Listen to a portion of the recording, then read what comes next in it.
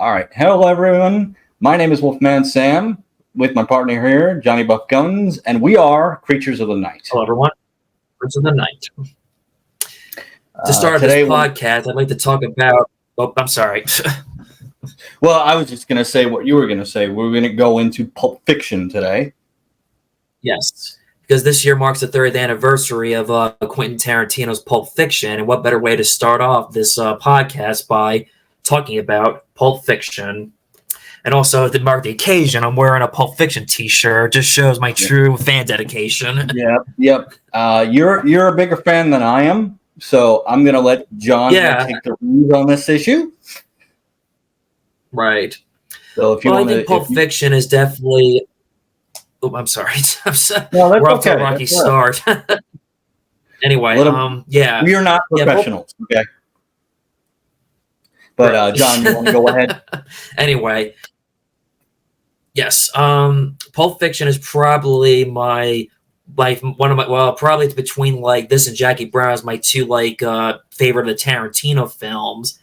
And I like how it's told like a nonlinear story where it doesn't go in chronological order. It starts off with you have to a Bonnie and Clyde at a diner type, and they're talking about robbing the diner. Then all of a sudden it cuts going backwards where we see Sam Jackson and John Travolta's character are doing some dirty work for their boss Marsalis, Ving Rhames. Then it cuts to it's like there's so many it's like you could definitely say it's a semi anthology type of film, and also there's it's also a film that leaves you with a lot of questions about what was in that briefcase in Pulp Fiction and stuff. And I like the conversation that Jules has with Vincent about his trip to Amsterdam, how it's so different over there in Amsterdam than here is in America.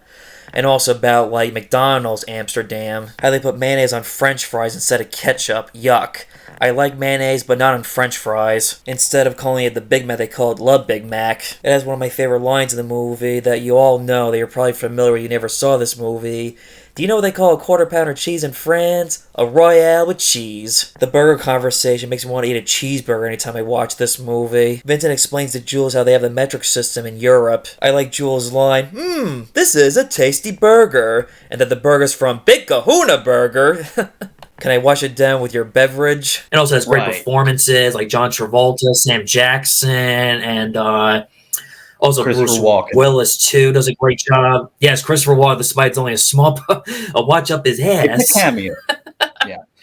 Yes. Well, I'd just like to talk about some of the theories that people say about Pulp Fiction. People say that that in the briefcase apparently is Marcellus Wallace. Marcellus Wallace, for those of you that don't know, is the main villain.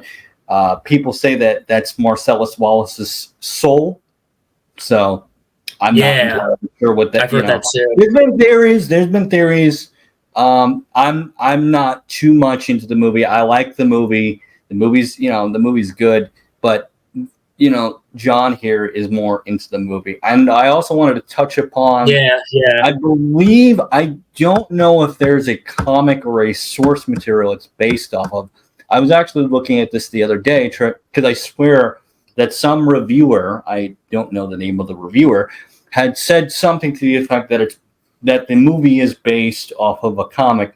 The only thing I could find was a pulp novel from the 30s called Black Mask, not to be confused with Black Mask from Batman. Different Black Mask. It was a pulp magazine. If for those of you that don't know what pulp is, they're short stories. It was a short story magazine from the 30s and 40s, and people say that it's based off of that. I don't know specifically, but knowing Quentin Tarantino and knowing his love of old things, it probably is. Yeah, I know that scene when they open up the briefcase was inspired from a film, but the movie, it escapes me. I'll probably just look at I'll just look at this picture of it as I edit this video. Yeah. The movie that inspired the briefcase scene from Pulp Fiction was from a 1955 film noir film called Kiss Me Deadly, directed by Robert Aldrich. And to go into Quentin Tarantino, there's a lot of movies that he either referenced or ripped off. Honestly, Yeah, there's a movie called Switchblade Sisters where basically he, for one of the characters who has an eye patch, he basically ripped or was inspired by her appearance with the eye patch, and I believe the right, character's name in the Switchblade Sisters was eye patch, I believe it was. But he, right. for lack of a better term, is a a little bit of a hipster, in terms of Yeah, he likes old films, he likes that film grain, he likes that grindhouse. Listen, it's not yeah, my cup of tea. It's I like a little bit less self-aware film, a little less self-aware films, but if right. you guys like it, of course, everyone has their own opinion. Yeah, true.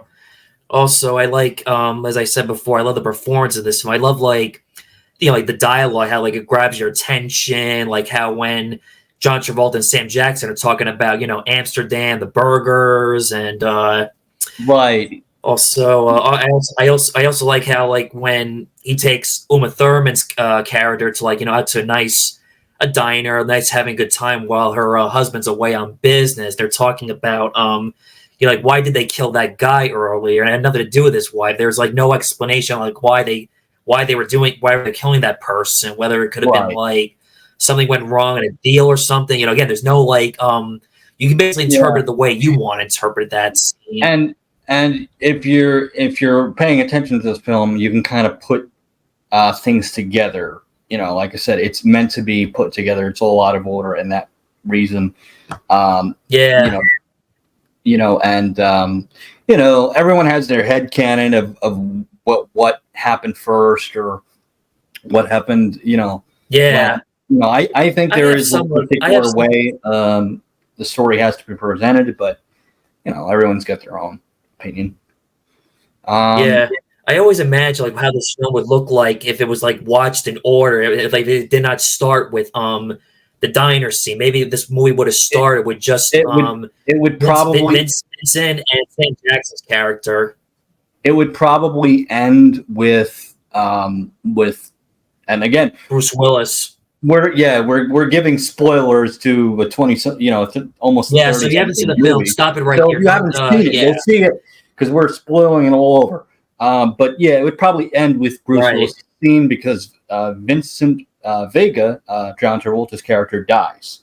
So it probably would end with Yes. Bruce Willis's scene.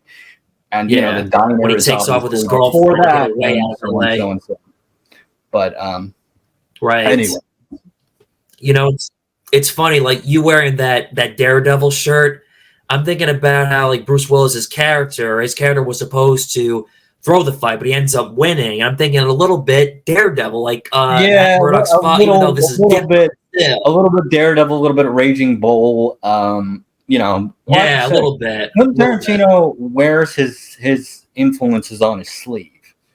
And if you know a lot of grindhouse movies, a lot of exploitation movies from the 70s, you'd be like, oh, okay, he got it from this.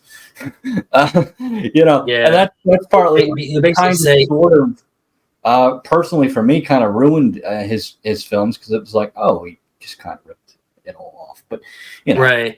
In some ways, you can think of like Pulp Fiction as like a modern like '90s like grindhouse exploitation for the time. In some ways. Yeah, and Degree. and that's kind of the vibe he wants to go. I mean, it's up there with Robert Rodriguez's Machete series, which I could take Yeah, over. yes, I I like love that Machete. film. I actually own I the love film. Machete. That was Incidentally, yeah. same. I saw that in the theaters when it came out. Yeah, me too. Me too. It was a good film. Yeah. And also, I want to touch upon too about how with Bruce Willis's character, just like after throwing the fight, when he thinks he's about to, get away safely, but his girlfriend did not bring the watch that his that Christopher Walken gave that belonged to his father. That was an important piece and relic of his dad's memory because his dad died during the war, and just when like he spots Marcellus on the street, runs him over. Marcellus is like trying to get up, struggling to kill him, but then they're trapped with these crazy like low life nut jobs who have a gambit's like, oh my god, it's just like insane and crazy. Yeah, Like, these sort of like what's like hillbilly how the hell redneck. did they get there? How did they? Which Yeah. I gotta just point this out. For those of you that love The Mask with Jim Carrey, that one of those Yes. actors. Forget the name of him. I know you're talking about. Character, but he's also in The Mask. One of those hillbilly. Yes, he was the bad guy. Yes. Yes. He's also in he The was Mask. like the gangster of The Mask. Yes, Yep. I know what you're talking about. The guy, he just I forget his name. It escapes me. But I have to talk about like, there's one pet peeve I have to talk about. It's always bothered me with Pulp Fiction. It has had probably the weirdest moments in film. Yes. Yes. We talk about the conversations and how like normal they are, but some of the conversations are kind of out of left field. Like the foot massage conversation, which no allusion to Quentin Tarantino. Yes. The Quentin Tarantino's foot fetish. You know, he has a thing for feet. He does. It's an open secret. I'm sorry to ruin the film for you, but for those of you that don't know, he wrote himself in Dusk Till Dawn to basically get himself a foot job. He's gross. Okay? He's gross. Quentin Tarantino is a person who's gross. So he's got to stop with the foot fetish. Right. Every time there's a shot of a woman's feet. It's always women's feet. It's always bothered me. Anyway, there's that. There's the pot belly conversation with the wife. Remember the wife? Yes. She's like, oh, and it's just weird. Yeah. So in between, like, it is weirdness. So I have to talk about that because I don't know if people ever touched on just how weird that this movie is. Well, that's the point of this, of having a part of this. You're giving your own personal opinion, what you think of Pulp Fiction. You have a good point there. Yeah, you're right. That was, like you said, he seems to have a fetish for feet. Did you ever see Mr. Deeds? Yes, I have. As a spoof and a joke and a meme. I like John Turturro's character. I like feet. Yeah, that's essentially Quentin Tarantino. Right. Every single film he's ever done, especially if it had Uma Thurman. I guess I never. Yeah, you don't pay attention to it. I still haven't seen the Kill Bill yet. You don't pay attention to it. Yeah. I guess. But thinking back and knowing what I know about Quentin personally, it's like, oh my God, yeah. He literally wrote him. He made it so obvious. He wrote himself because in Dusk Till Dawn he plays a serial killer. He wrote himself. Yes. To get a foot job in a strip club. I think it was Selma Hayek. So it's like the titty bar. It's like titty twister. Yeah, it's just the dude is weird. You know? Yeah, you could like his film. That's a lot of everybody in Hollywood. It can be weird, but it's just one of those things. I gotta address the elephant in the room. Right. But I like the film. Okay. Another elephant in the room to address about Quentin Tarantino is his acting in this movie. He sucks. Quentin Tarantino can't act. Let's just say you'll never see Quentin Tarantino do Shakespeare in the Park. His pitch delivery is god awful. The film is okay.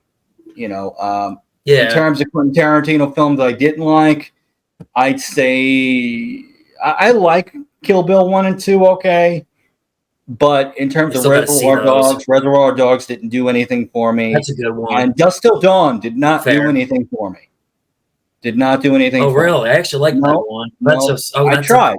I was like, I should like this film. It's got vampires. It's got vampire rockstars. It's got Jerry and Danny Trejo. It's got Selma Hayek and Fred Williamson. Right. George Clooney. Blah, blah, blah, I get it. I should. I get it. A good all-star cast. I get it. A good all-star cast, but sometimes not always a hit. Sometimes it has its misses. Sometimes I get. And everybody's got their own opinion. Like I said, just because I don't like this film doesn't mean you're like, we don't want hate. Well, we're probably going to get hate. We're probably going to be like, we're probably going to get all time hate. You suck. You don't know what good films are. Whatever. Well, sorry guys, my friend. Regardless of what you think of my friend's opinion, he has his rights and reasons for whether he likes the film, but has his mixed opinions about it. Yeah, but still, I'm still happy to have the award for this. Sometimes that happens with films. Yep. Oh yeah, many times. Anyway, speaking of films, I figured not to get the funny part is I noted that some people either like Pulp Fiction or like it's either one or the other, which one they like prefer better or something. But I guess it really depends on the person's taste and the individual what they like Pulp Fiction or Reservoir. But only mildly. Only mildly. There are people that love Pulp Fiction. See across from me. I'm pointing this way, but I'm trying to go this way. But all right. But anyway, I was going to go into. And also, there's one more thing too I want to touch upon too about John Travolta when he takes Uma Thurman's character to the 1950s diner. It was almost basically a night of like where it was fun, but then it almost ended in hell for him because if she died, Marcellus probably would have killed him because of how she almost died of an OD drug overdose. And that, kids, is why I don't do drugs. Well, that and the Basketball Diaries. Yeah. And I have to touch upon something very important for the John Travolta fans. This Pulp Fiction was his comeback movie. Right. John Travolta did a lot of flops, and this was like his big comeback movie. So, this did a lot for him. When Vincent and me are dancing at the 50s diner, because of John Travolta's background in dancing from Grease and Saturday Night Fever, this is one of the reasons why Quentin Tarantino picked him for the part in this movie, because he wanted to shoot a dance sequence with John Travolta in this movie. This is an easy distraction. It's not noticeable on a first view, but on multiple viewings. It's hinted that she did not win the trophy at the dance competition at the 50s Diner Cafe. After losing the competition, it's hinted that she stole the trophy. Right. With you saying about John Travolta, like had a few flops and Pulp Fiction was a comeback, believe it or not, this is going to surprise you. I don't know if you may or may not know this, but he turned down Forrest Gump to do Pulp Fiction, and he said that was the biggest regret, turning down Forrest Gump, because Tom Hanks won the Academy Award for Forrest Gump. Well, obviously, it's right. And I really, I like John Travolta just fine, but I really couldn't see him doing that role. Me too. I really couldn't. No, me neither. Although he did a film called, he did a film called Phenomena. You keep cutting out. Phenomena, if I'm saying it right. Sorry. Oh, sorry. Phenomena?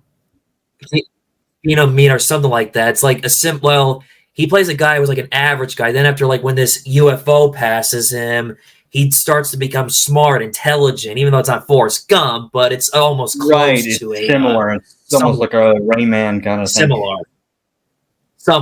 Somewhat to a degree. Yeah, I like John Travolta. He's really a good actor. You just give him the right script, he can pull it off, John Travolta. Yeah. I guess another thing I want to touch upon with Pulp Fiction too is how Bruce Willis saves Marcellus when he was being raped by that guy. When Marcellus was about to try to kill him, but it was in a weird way. It's like a weird redemption of where he lets him go rather than killing him for throwing the fight. Yeah, it's sort of the enemy of my enemy is my friend. So there was sort of this. Yeah, exactly. It's this weird complex partnership between two guys that definitely hate each other. And I have to talk about was it Viggo Mortensen was in that movie? Is that right? No. I think it was Tim Roth. I think you're thinking Tim Roth, the drug dealer. I'm referring to. Oh no, that's Eric Stoltz. Eric Stoltz. Sorry. Feel free to yell at me in the comments. Just remember Eric Stoltz. Okay. Eric Stoltz. I don't know why I was thinking. You know why I was thinking of Viggo Mortensen? Because they were both in The Prophecy together. That's why. Okay. Okay, that's and again, okay. that's also So a is movie Christopher Walken. yeah, that's also a movie with Christopher Walken. So feel Yes, free to write your yes. fan fiction about how Pulp Fiction is connected to the prophecy, and there's a movie in there somewhere.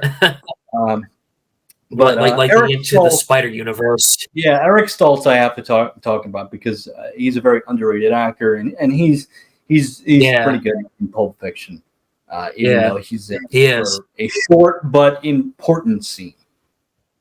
Yes, But anyway, he's the drug dealer that gets the drugs for Uma. yep, Uma Thurman, who almost dies, but we've already touched Yeah, on that. Is we there did, and anything? also, well, Is there anything else you want to talk well, about the Bruce Willis story? there is a little brief thing.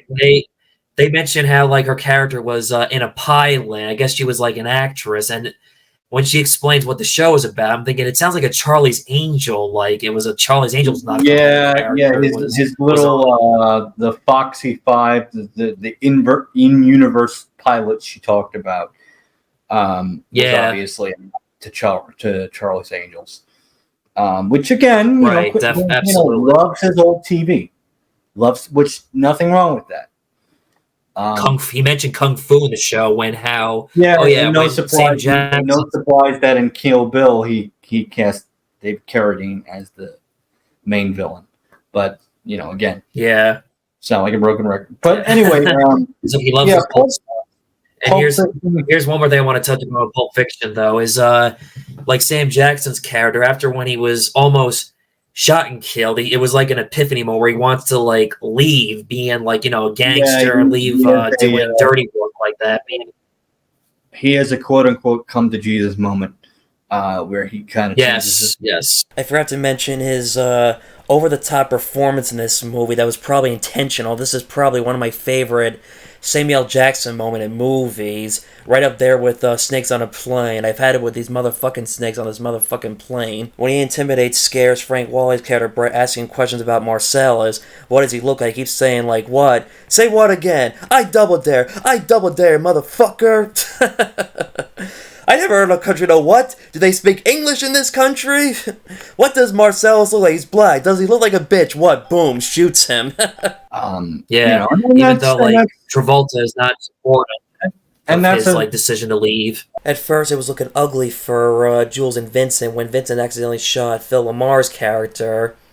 Harvey Keitel saves their life and clears up all the evidence if nothing ever happened. At the diner, Jules gives Tim Roth's character a business proposition where, instead of stealing other people's money, he gives him a wallet loaded with money in it. This was Jules doing a good deed. Yeah, and that's a kind of I wouldn't say a theme, but between Bruce Willis's character and Sam Jackson's character, I would say it's probably a theme of sort of kind of redemption.